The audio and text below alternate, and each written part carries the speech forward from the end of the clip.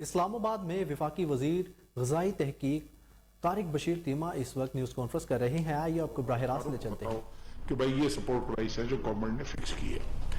اب آ جاتے ہیں، لیکن یہ تو بات کی بات ہے. اس وقت کی جو صورتحال ہے انفارچونیٹلی یہ 17,000 کا یہ جو ہے نا، ہم نے 38 پوائنٹس بنائے ہوئے ہیں اسلام آباد کے اندر ایڈمنسٹریشن.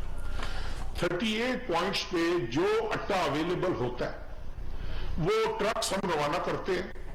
ڈپٹی کمشنر اسلام آباد کے زیر کنٹرول وہ ٹرکس جو ہے ان 38 پوائنٹس پر جاتے ہیں اور فرسٹ کم فرسٹ شاٹ پہ ہم ایک تھیلے سے زیادہ کسی کو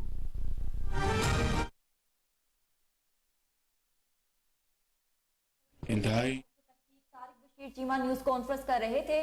ان کا کہنا تھا کہ صوبوں میں مہنگائی کنٹرول کرنا صوبائی حکومتوں کی ذمہ داری ہے.